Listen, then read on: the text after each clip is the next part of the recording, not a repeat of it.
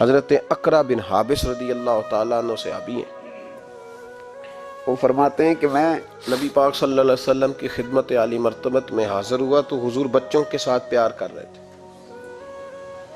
بڑا مصروف وقت ہے نبی پاک صلی اللہ علیہ وسلم، بڑی مصروفیت ہے، صبح سے شام تک، شام سے صبح تک۔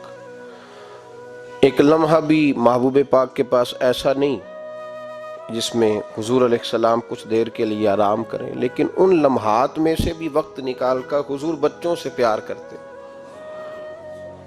ہمارے ہاں تو یہ فیشن بنتا جا رہا ہے نا اب کہ بھئی یہ تو مزاج کے خلاف ہے کہ میں دفتر میں تھا، میں خانقاہ میں تھا اور بچہ پاس آ گیا تو بہت بڑی مصیبت بن جائے گی۔ حضرت اقرا بن حابس رضی اللہ تعالیٰ عنہ کہتے ہیں نبی پاک علیہ السلام بچوں سے محبت کر رہے تھے، میں پاس بیٹھا تھا تو میرے دل میں عجیب سے خیالات آ رہے تھے۔ میں نے کہہ ہی دیا یا رسول اللہ صلی اللہ علیہ وسلم میرے بھی بچے ہیں، پر میں نے تو کبھی ان کے ساتھ یہ رویہ نہیں کیا، میرے بھی بچے ہیں، میں نے کبھی انہیں اتنا وقت نہیں دیا، ان کے پاس کبھی اس طرح میں نہیں بیٹھا۔ تو کہتے ہیں میں نے جملے تو کہہ دیے، حضور خاموش ہو گئے اور دیر تک میری طرف دیکھتے رہے، اور پھر میرے محبوب نے دو مختصر جملے کہے اور میرے ذہن کی ساری سوچوں کو ہی بدل دیا۔ نبی پاک علیہ السلام نے فرمایا بھائی تو بچوں سے پیار نہیں کرتا؟ یا رسول اللہ اس طرح میں وقت نہیں دیتا۔ تو نبی پاک نے فرمایا اگر اللہ نے تیرے دل سے رحمت کھینچ لی ہے تو بتا پھر میں کیا کروں؟ اگر تیرے دل میں رحمت ہی نہیں، تجھے پیار ہی نہیں آتا، تجھے ترس ہی نہیں آتا، تو کسی کے حق میں نرم ہوتا ہی نہیں۔ رویوں کی سختی، انسانوں کی بھیڑ میں انسان ملنا مشکل ہو گیا۔ وہ جو پیار کی بولی بولے، وہ جو کسی کے دکھ کو اپنا دکھ جانے، اور وہ جو بے لوث کسی کے کام آنا پسند کرے، وہ لوگ ڈھونڈنے سے ملتے ہیں۔ بھائی جب تو رحمت کرے گا تو عرش کا مالک تیرے حق میں رحمت کے فیصلے فرمائے گا۔ اور مومن کی شان قرآن پاک نے یہ بیان کی کہ اشداء علی الکفار، وہ کافر پہ سخت ہوتا ہے، رحماء بینہم، آپس میں تو بڑے رحیم ہوتے ہیں مومن، ان کے دلوں میں رحمت ہوتی ہے۔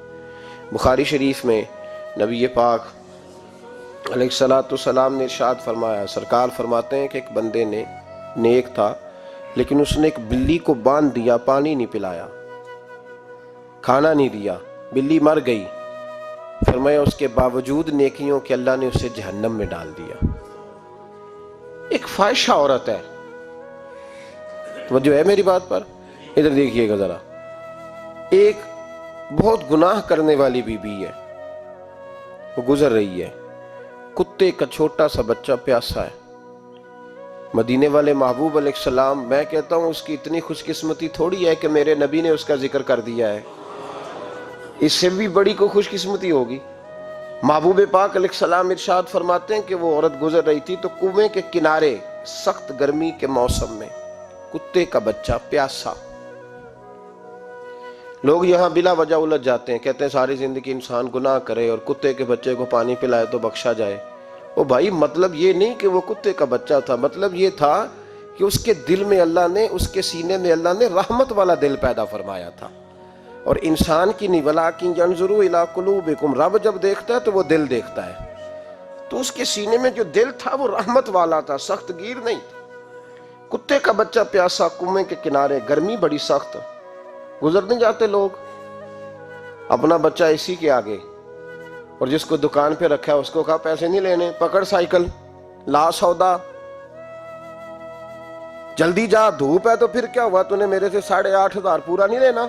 اپنا بچہ چھپا کے رکھا ہے، گزر رہی ہے، بچہ دیکھ لیا، کتے کا بچہ پیاسا، لکڑی کے جوتے اس خاتون نے پہنے تھے، اس نے اپنے دوپٹے کو پھاڑ کے 2 حصوں میں کیا، اور پھر اس نے وہ اپنا جوتا لکڑی کا کنویں کے اندر لٹکایا، اور پانی نکال کے تو یوں کر کے جب وہ بچے کے منہ میں اڈیل رہی تھی تو عرش کا مالک راضی ہو رہا تھا، اس کو پیدا کرنے والا رب راضی ہو رہا تھا۔ اور میرے حبیب فرماتے ہیں چند قطرے اس بی بی نے اس کے منہ میں پانی کے کیا اڈیلے، خدا کی رحمت کو جوش آیا، فرمایا فرشتو اس کے گناہ والی لسٹ ساری پھاڑ دو، میں نے اسے جنت دینے کا فیصلہ فرما لیا ہے۔ پر اگر تو سخت گیر ہو جائے، دیکھیں نا، جس قوم کا روزانہ کی کوئی نہ کوئی خبر زیادتی کی لگ جائے، کیا بیٹیاں برابر نہیں ہوتی؟ کیا بہنیں برابر نہیں ہوتی؟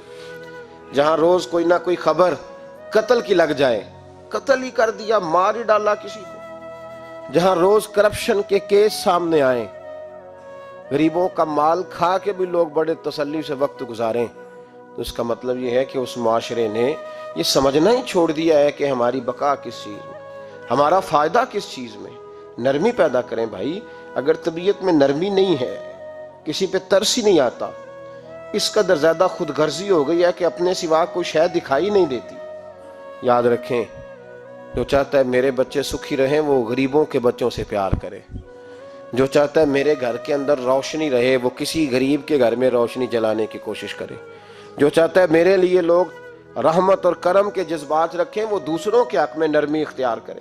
ہمارے مزاجوں کی سختی، ہماری طبیعتوں کا کورا پن اور ہمارے مزاج کے اندر جو سوائے اپنی ذات کے ہم نے سوچنا ہی چھوڑ دیا ہے، اس نے معاشرے کو گھٹن کا شکار کر دیا، اس نے بھائی کا بھی بھائی سے رشتہ لالچ کا بنا دیا۔ زمانہ کسی سے سلام بھی لیتا ہے تو پہلے سوچتا ہے میرا یہ فائدہ کیا کر سکتا ہے، کہاں کر کے یہ میرے کام آ سکتا ہے۔ یہ وہ والا معاشرہ نہیں جس کو میرے نبی پاک علیہ السلام نے تربیت فرمایا ہے۔ اس لیے پلٹ کر دیکھیں حضور ہماری کہاں تربیت کر رہے ہیں، ان چیزوں پر غور فرمائیں۔ نبی کریم سید عالم نور مجسم صلی اللہ تعالی علیہ وسلم کسی کو روتا دیکھ کے رو پڑتے تھے، کسی کو روتا دیکھ۔ حضرت ابوبکر صدیق رضی اللہ تعالیٰ عنہ ارشاد فرماتے ہیں میں حضور کے ساتھ تھا، ایک میدان سے ہم گزر رہے تھے تو ساتھ ہی ایک باغ تھا، وہاں بڑا رش تھا، لوگ بڑے اکٹھے تھے، بہت سارے لوگ جمع تھے۔ تو نبی پاک صلی اللہ علیہ وسلم نے فرمایا ابو بکر پتہ کرو کیا ہوا۔ جناب صدیق اکبر رضی اللہ تعالیٰ عنہ تشریف لائے اور واپس جا کے عرض کرنے لگے یا رسول اللہ صلی اللہ تعالی علیہ وسلم، ایک اونٹ پاگل ہو گیا، لوگوں کو کاٹ رہا ہے، لوگ اس کو گرفتار کرنے کی کوشش کر رہے ہیں، کسی کے ہاتھ میں ڈنڈا ہے، کسی کے ہاتھ میں رسا ہے، کسی کے ہاتھ میں نیزہ ہے، قابو نہیں آ رہا۔ نبی پاک صلی اللہ علیہ وسلم نے فرمایا چلو میں چلتا ہوں۔ حضرت صدیق اکبر عرض کرنے لگے یا رسول اللہ صلی اللہ علیہ وسلم وہ پاگل ہو گیا، وہ کاٹتا پھر رہا ہے، آپ مہربانی کریں، وہ تکلیف دے گا۔ فرمایا ابو بکر مجھے جانے دو۔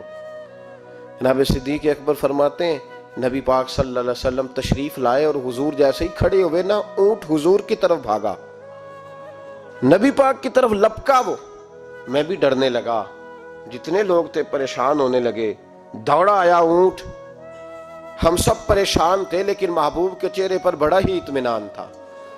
فرماتے اونٹ دوڑا آیا اور سیدھا آ کے اس نے حضور کے قدموں پہ سجدہ کیا، اور جناب صدیق اکبر فرماتے ہیں اس نے حضور کے کان میں کچھ کہا تو نبی پاک کی آنکھوں میں آنسو آ گئے۔ کس کے دکھ پر؟